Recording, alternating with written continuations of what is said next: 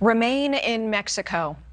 No more. The U.S. on the verge of ending a border policy for asylum seekers, and it allows officials to quickly expel them once they cross the southern border. A recent ruling has the policy known as Title 42 ending on Wednesday, but officials are concerned it will lead to a surge of migrants on an already strained system. Correspondent Joe Khalil live for us in Washington with more on the future of Title 42. Joe?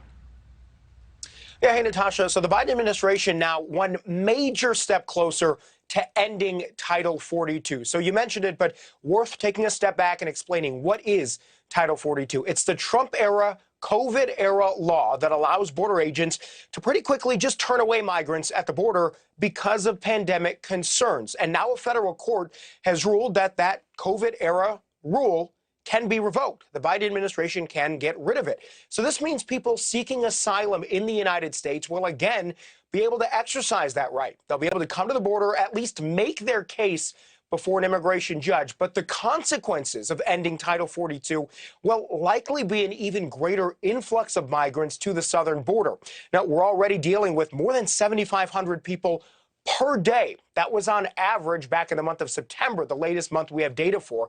And even Democrats are now issuing some warnings from across the country. And that includes California Governor Gavin Newsom saying that his state was, quote, about to break on top of what is already record-shattering migrant numbers. Take a look here.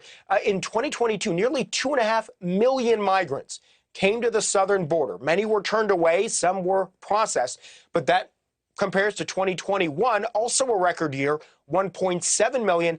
And then compare those two to 2020, just a fraction of this year's numbers, just under 460,000 migrant encounters. So this anticipated spike is spurring action on the part of southern state governors. You got people like Greg Abbott in Texas launching Operation Lone Star, for which he surged state law enforcement and he mobilized multiple divisions within the Texas National Guard to the border to enhance security there. He also famously or infamously began the practice of busing migrants from Texas to cities like New York, Chicago, and Washington, D.C. And then you've got Arizona Governor Doug Ducey also trying to take matters into his own hands here, constructing a makeshift barrier with giant cargo crates in areas where there were gaps in the border wall.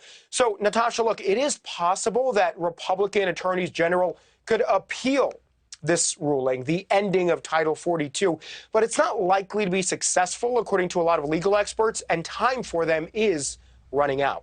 Natasha. All right, appreciate that. Joe Khalil live for us in D.C. Thank you. Thank you for watching. Go to newsnationnow.com to find NewsNation on your television provider. And don't forget to click the red subscribe button below to get more of NewsNation's fact-driven, unbiased coverage.